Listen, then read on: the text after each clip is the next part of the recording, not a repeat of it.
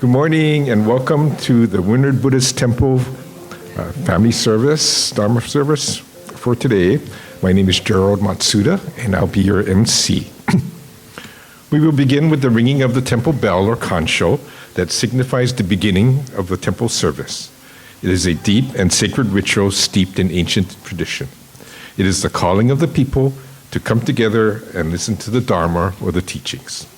The temple bell represents the gratitude and deep appreciation of the members, friends, and guests of the Windward Buddhist Temple. So please sit quietly in your seats while it's being rung. Thank you.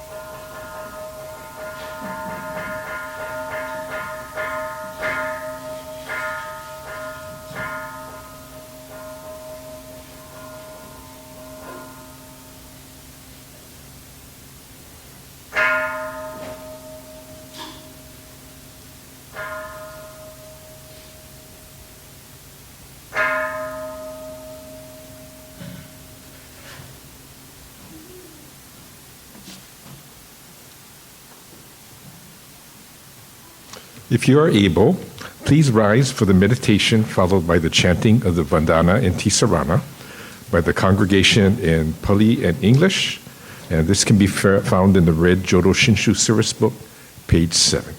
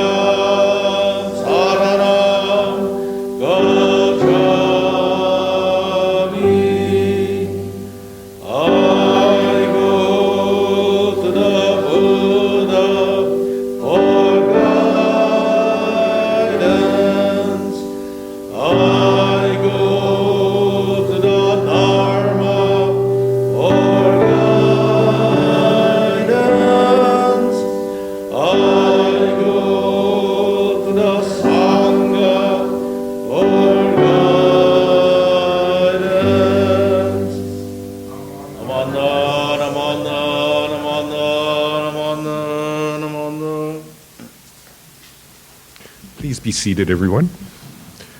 Today's sutra will be Junirai. This is a hymn written by Nagarjuna of India, one of the 7 masters of the Pure Land tradition, a central figure in the Mahayana school of Buddhism, of which the Pure Land sect of the Hongwanji is part of. Okay. This sutra represents a commitment to the Buddha and the land of peace where everyone attains Buddhahood. So please turn to our red Jodo Shinshu service book, and the chant Junirai starts on page 60.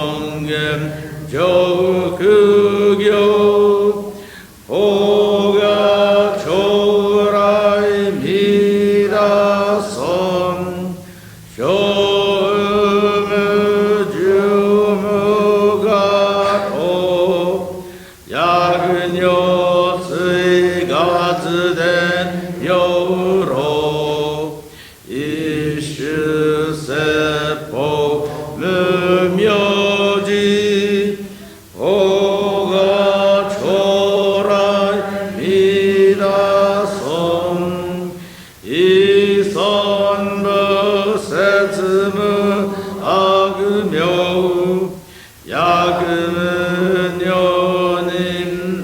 악도후 주는 시신 교희선 오가 조라이 미다선 이선 무료 호ben교 무쇼슈 아그지식이 오조흐타이 시보다이 오가 조라이 미다선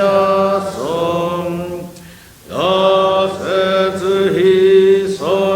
그덕지 슈센무 해녀 가이스이 쇼약생검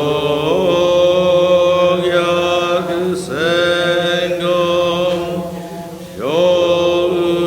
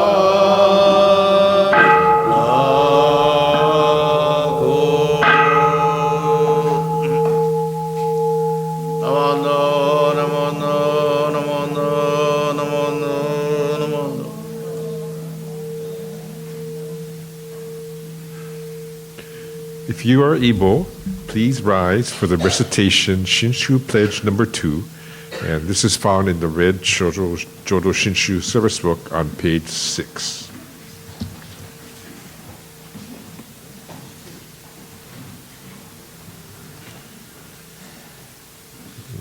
Okay.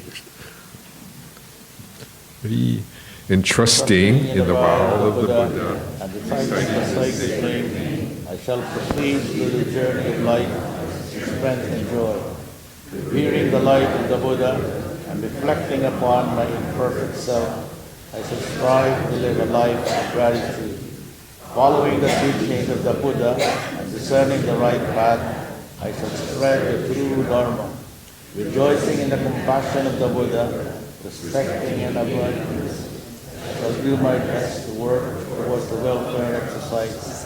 Namo Amida Butsu, Namo Amida Butsu, Namo Amida Butsu. Please continue to stand for the Gatha Becoming Free, and this is found in the Praises of the Buddha book on page 30.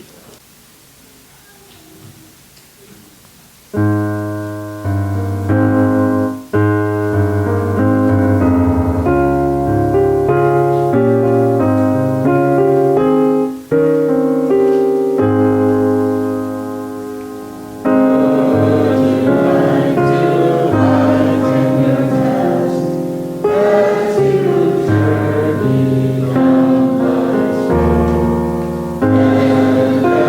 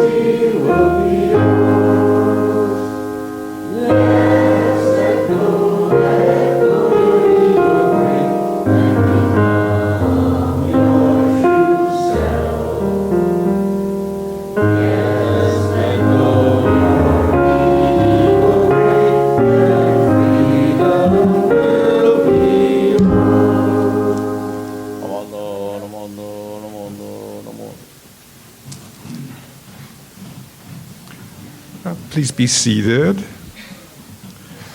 Today's Dharma Talk speaker is our very own member, Dr. Michael Jaffe.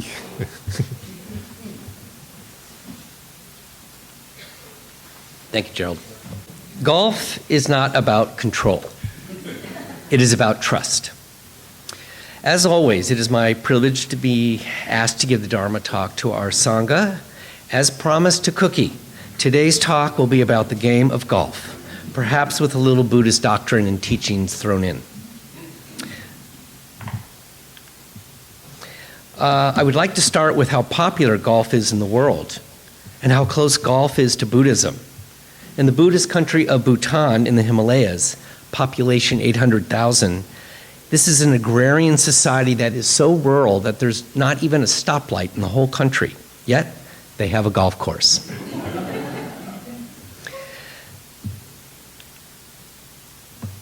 My golf instructor pointed out to me the PGA players he knows all have very calm personalities. They speak with low voices and use serene gestures. Now, I don't personally know if this is true or not, but I get his point. Overthinking your golf shot, having anxiety about your shot, and worrying about how others see you on the links all add to distractions from you playing your best game. As a slightly high-strung Jewish guy, this has always been my excuse why I play so poorly. An example of how our own created worry affects our game is something all golfers have experienced: the water hazard. We're on the fairway, we see the pond we need to avoid. While addressing the ball, we repeat to ourselves, "Don't hit the ball in the water. Don't hit the ball in the water." We look at the water hazard repeatedly, we worry about hitting our ball in the water, and as our momentary worry builds, our muscles tighten up, our swing focus is interrupted, and guess what? We hit the ball in the water. It is a self-fulfilling prophecy. We produce what we fear. This is where the Dharma mind of golf can help. The Dharma mind is a practice that teaches us to be present in the moment. The Dharma mind allows us to embrace what is going on right now in front of us without attachments to our past mistakes or future outcomes. The golfer who is able to embrace the Dharma mind will be able to move their game along with fluidity that transcends the mere physical motions and worry emotions that often accompany the golf stroke. Essentially, every swing and every putt can become a meditation in motion. This is the Dharma mind of golf. Now, having positive thoughts and being able to focus on our swing seems like it would be easy to do. The truth is, having a Dharma mind is not a natural state of the human brain, especially in our modern day society. This is not only true for the golf, but also the practice of Buddhism. In fact, Buddhist practitioners and scholars literally take their whole lives to perfect the enlightened mind. Why is being calm and focused on the here and now so difficult to achieve? The path of practicing Buddhism can be challenging for a few reasons. Letting go of attachments. One of the core teachings of Buddhism is to let go of desires and attachments. Now look, I just got a new car this week, and I am not even letting my wife Linda in the driver's seat yet. Meditation and mindfulness. Remaining mindful in everyday activities can be difficult due to the stress of our busy lives and the distractions around us. Ethical living requires discipline and self-awareness. Even understanding and applying Buddhist teachings, like grasping the deeper teachings of the Four Noble Truths and the concept of impermanence, can be very intellectually demanding.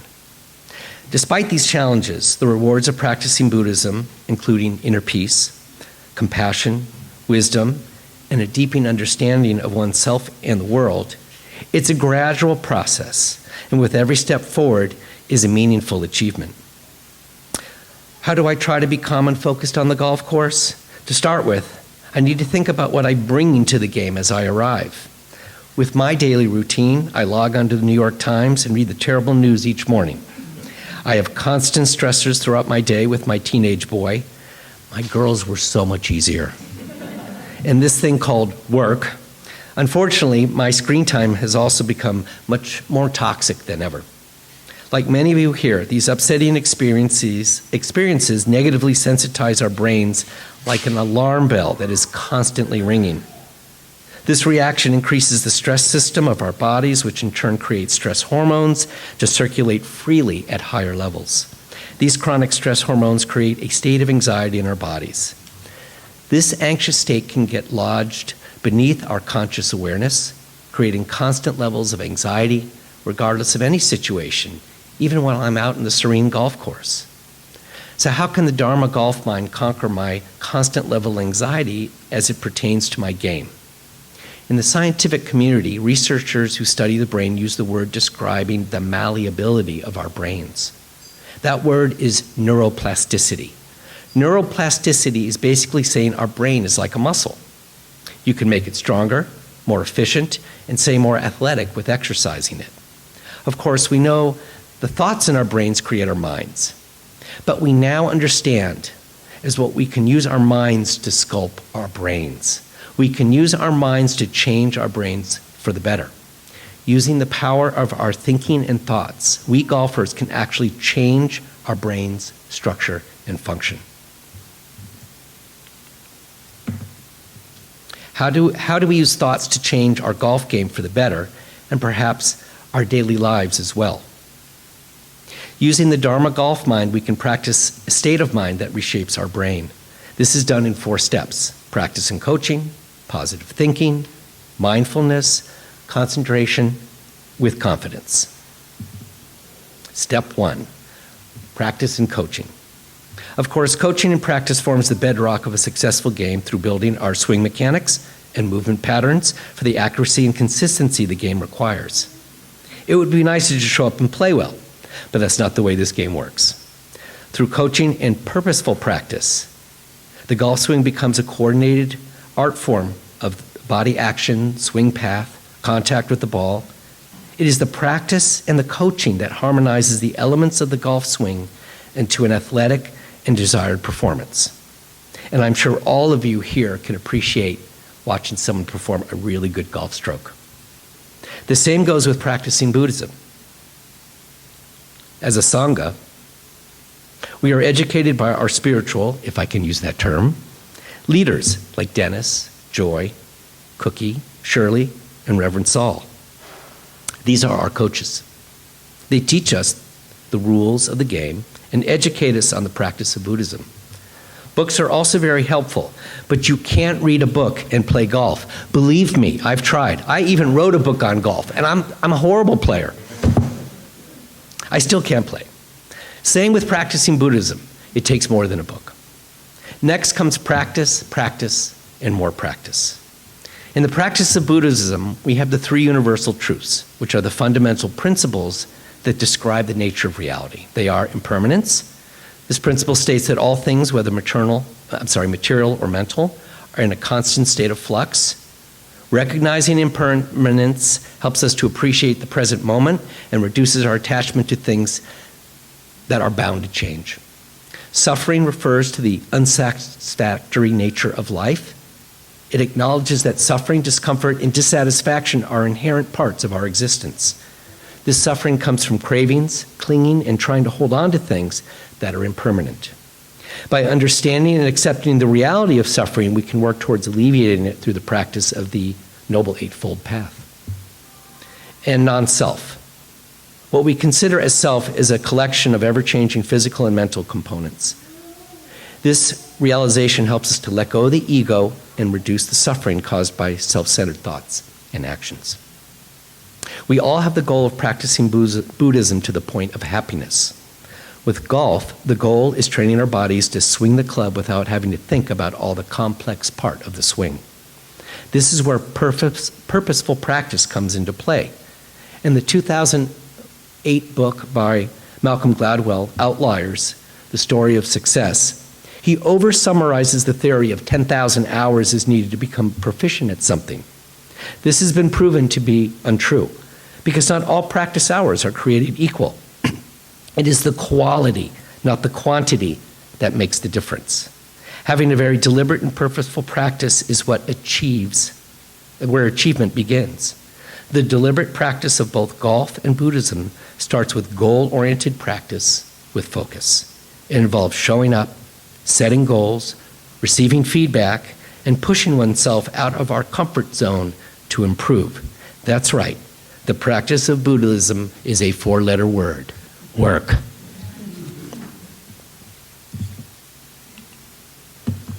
Positive thinking, step 2. It is important to remember that less than 1% of all golfers complete a round of golf at par or better. With this in mind, we should all be less hard on ourselves during the game. So, no negative self-talk. When we look into the mirror and say negative things about ourselves, our subconscious tends to listen. If you express negative thoughts through your body, not only listens but accepts your thoughts as truth, making you into what you are saying. Energy follows thought. So never underestimate the power of the mind. In golf, the mental game takes center stage. As golfers, we need to silence our inner critic by replacing negative self-talk with positive affirmations of our capabilities.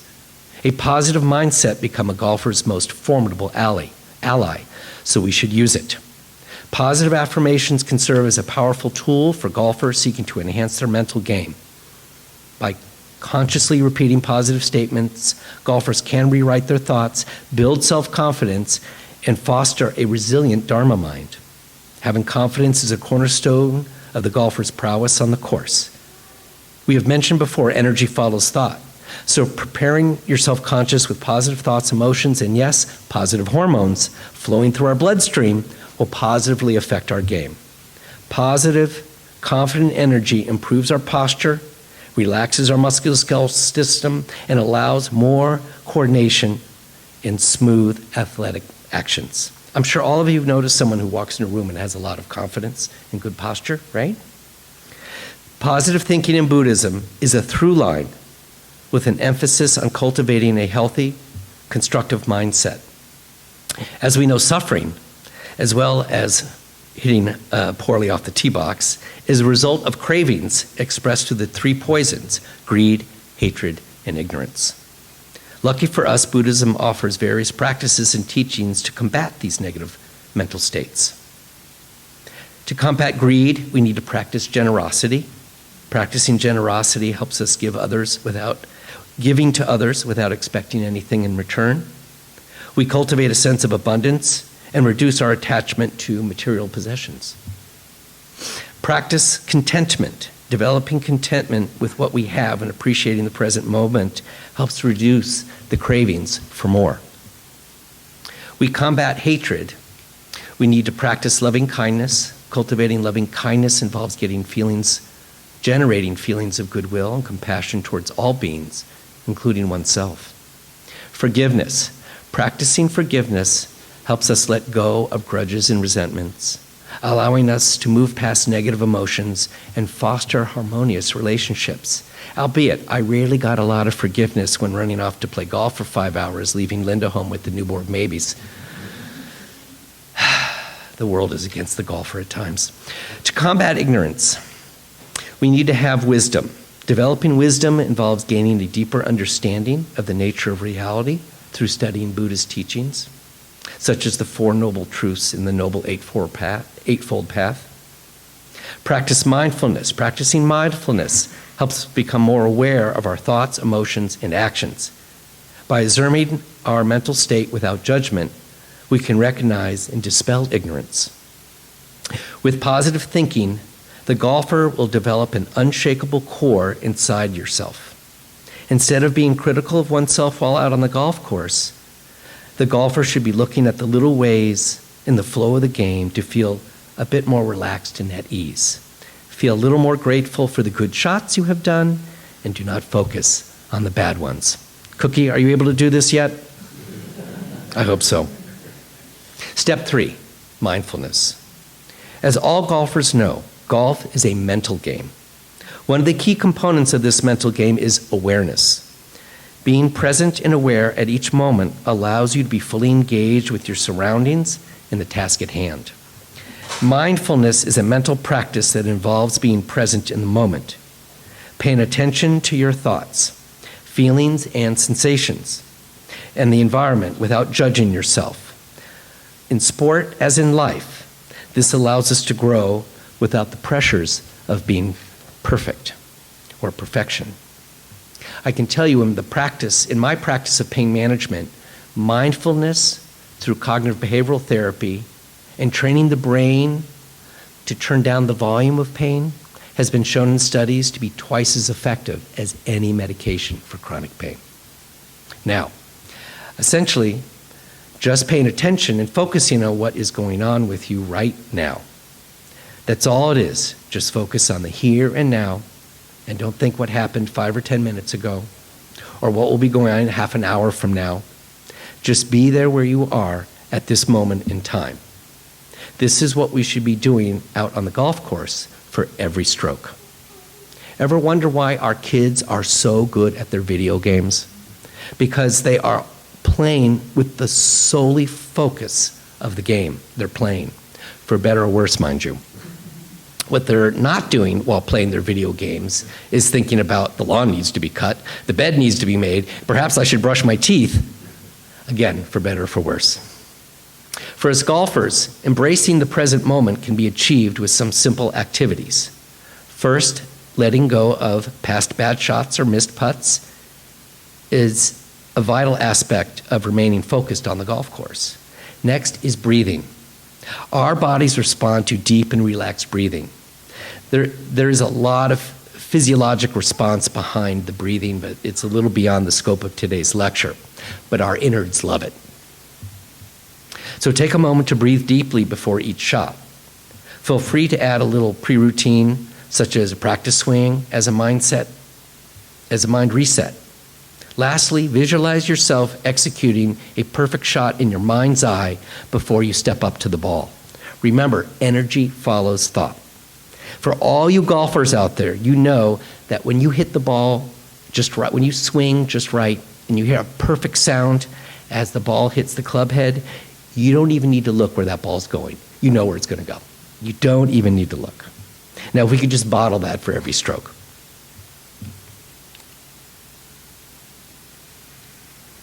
What about mindfulness in Buddhism? Well, where do I start? In the Kung Fu Panda movie, what does Master Oogway say about being mindful?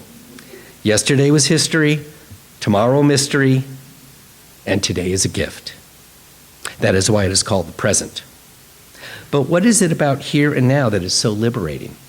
It is because the present moment is the only place you can actually live your life. It's where you can speak, where you can act, where you can help others, and where you can choose to not be stuck in limited thoughts, reactive emotions, or destructive habits. Buddhist doctrine teaches us that right now is the moment we live in. This moment is where everything is happening, so fully engage. No matter what may be present, this is fully living in the reality of our lives, and this is where we can find peace. Step 4, building confidence through concentration. This final step is obtained by paying attention, seeking feedback, and celebrating our achievements. Clinical science is showing us mindfulness is a highly successful way to do this. Imaging MRI studies of our brain demonstrate that just 3 days of practice, the changing effects of mindfulness can be seen from the cortical top of our brains down into the lower, deeper recesses of our brains. Time for more brain anatomy. As many of you know, the brain is divided into right and left hemispheres. The two parts of the brains are connected by a structure called the corpus callosum, connects the two. Now, the left hemisphere is really good at math, linear thoughts, and language, taking things step by step. Gerald, I imagine you're very left hemisphere. The right hemisphere of our brain is the more holistic, artsy, conceptual, what we might call visual spatial reasonings and thoughts. This reminds me of a great story that highlights these differences. I used to run a brain injury unit in San Diego. Once I had a 21-year-old guy named Brian who suffered a severe left hemisphere stroke that paralyzed the right side of his body. He had difficulty speaking, but we were able to get him back eventually to living on his own apartment downtown San Diego. A year out, he came back to my office. He was very, very sad because he was lonely for female companionship, given his rather severe disabilities. I immediately called around to the rehabilitation hospitals in town and was able to set him up on a blind date with a 22-year-old girl who also had a stroke, but a stroke that affected the right side of her brain, and she was paralyzed on the left side of her body. So the weakness of her body was on the opposite side of Brian's. My wife and I accompanied these two on a date at a high-rise bar in downtown Hyatt at downtown San Diego, and then a local sushi restaurant. As you can imagine, it was a study of left versus right hemisphere stroke for both the rehabilitation physician, husband, and his neurologist wife. In fact, I actually wrote a paper about this. It was so interesting, but a little before time. It never got accepted. Anyway, my boy Brian was a complete gentleman, coordinating the ordering of food, pulling out her chair, and trying hard to maintain a conversation despite his difficulty in word finding. The speech centers of our brain are on the left side. In the meantime, the girl Linda was the wingman for was a good conversationalist, but she could not recognize anything on the left side of the table, including her appetizer, for which we all asked, "Are you going to eat that?" And she replied, "Eat what?" It turned out to be a very touching evening and a fun double date. Okay, where were we? Oh, yes. Of course, the game of golf requires both hemispheres of the brain to be working seamlessly together. This is accomplished by strengthening the connections of these hemispheres through the corpus callosum structure of our brains. Functional MRI studies of both meditation and mindfulness show added tissue to the corpus callosum with these practices, deepening the connections between the right and left hemispheres of the brain. This leads to greater integration of words, images, logic, and athleticism. Experienced practitioners of mindfulness show extraordinary high levels of brainwave activity in areas of the brain associated with enhanced learning and improvement of physical motion. As discussed in this talk today, using the Dharma mind of golf, we can practice a state of mind that reshapes our brains. As golfers, we tie together the intricacies of coaching, positive thinking and attitudes, mindfulness, and self-confidence to essentially rewrite and hardwire our brains for an improved game and improve our life off the fairway as well. In closing, I would like to mention that engaging with fellow golfers out on the golf course, as well as being here on Sundays with our Sangha, allows for camaraderie and opens doors to learning and growth, fostering a sense of community that can be instrumental in our journey, mastering not only our game of golf, but our spiritual lives as well. That's from Bhutan. Namo Amida Butsu.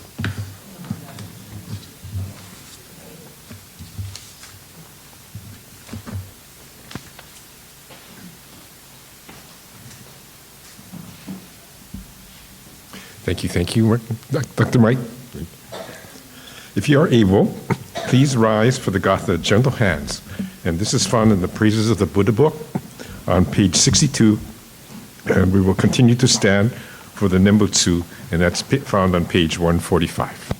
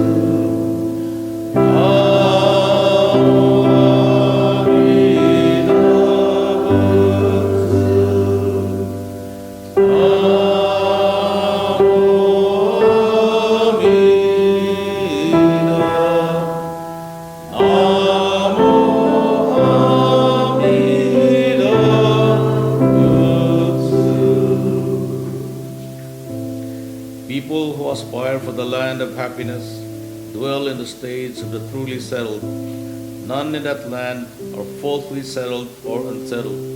Therefore, the Buddhas offer Amida their praise. Namo Amida Butsu, Namo Amida Butsu, Namo Amida Butsu, Namo Amida.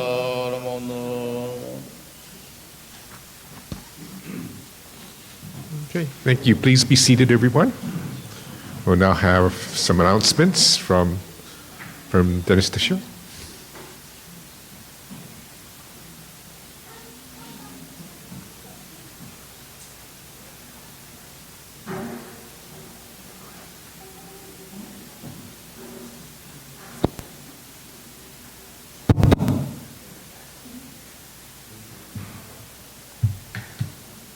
Morning, everyone. I didn't know, Mike, you're a golfer? He's not. I've been playing for 50 years. I'm still not a golfer. Played Friday for the first time in 6 weeks. I parred the first hole, and it was downhill all after that. Hold on to that. I forgot. I should have come to this service first and then go golf. Next Friday. Okay, thank you, Reverend Saul, for leading the service. Thank you, Gerald, for being the MC. Thank you, Jerry, for being our greeter.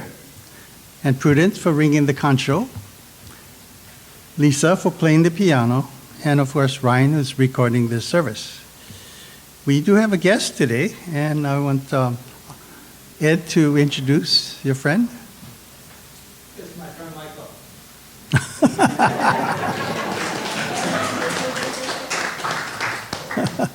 I thought he was going to give a whole star here. Welcome, Michael. Okay, next Sunday will be our spring Ohigang, or spring equinox service, which will be led by Reverend Saul, and Reverend Bert Sumikawa will be providing a Dharma message. We will be doing temple cleanup after next Sunday's service and refreshments. Your help will be appreciated. Our spring food drive benefiting the Hawaii Food Bank will begin next Sunday. There will be collection boxes outside our office. Your donation of non-perishable food will be greatly appreciated. A reminder of the session with Annette Kam next Saturday, March 15, regarding her book, Wait, Don't Die Yet. We're still accepting reservations. This Tuesday, the 11th, will be the cutoff, though. Okay. I'm going to call up Cynthia.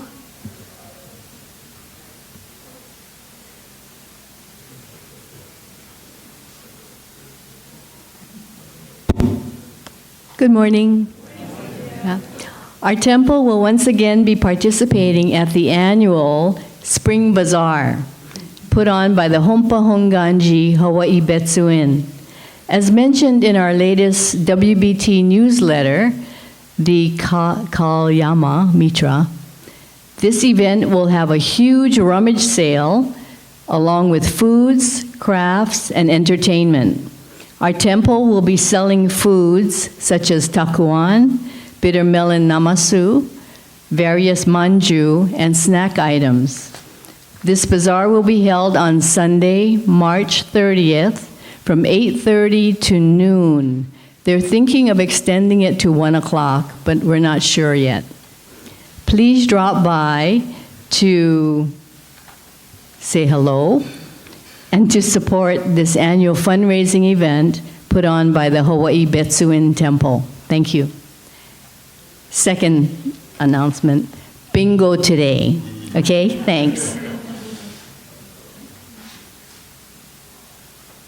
You heard that, Ethan? And because it's a fundraising for our temple, on March 30th, we will not have Sunday service. So go to Bitsuing over the Pali.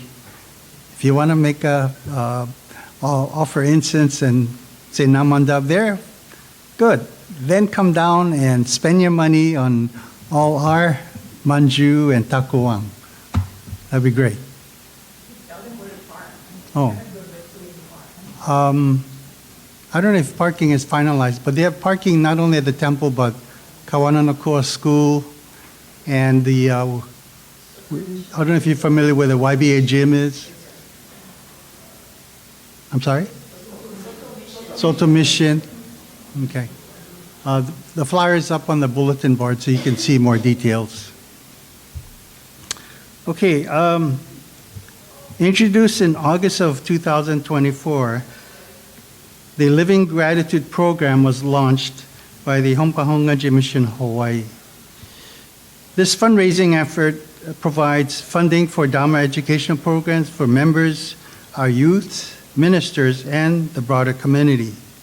Technology-based innovation will serve as tools to expand Hongwanji's reach, while other projects to sustain and strengthen Hawaii Kyodang operations will be developed.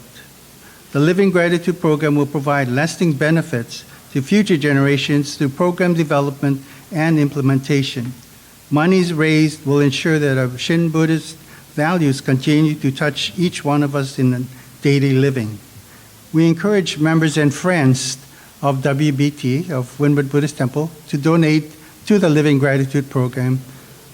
There's a QR code on the flyer. There's a flyer on the wall. There's some information on the table back there. You could also do paper form of donating. I have a few copies back there. You could fill it out and mail it into the Hongwanji Mission of Hawaii. Are there any other announcements?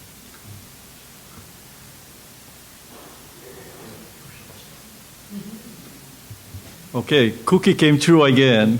He made some chayote takuang. And for those that don't know what chayote is, we're going to have some sample on the refreshment table. And for those that had bad experience with bitter melon, we're going to have some bitter melon sample on the table. So try it. You might find out you like it, and we can sell out. Thank you. Yeah, I don't know what chayote is, but I tried it and it's really good. Cookie has that magic touch or magic ingredients. Okay, it's time for refreshments, so let's do the words of thanksgiving. They'll be up on the screen. We are truly grateful for this wonderful food, a gift of life. May we share its benefits with all beings. As we partake of this food, let us remember Amida Buddha's compassion, which surrounds all people and all forms of life. Namo Amida Butsu. Itadakimasu. Thank you.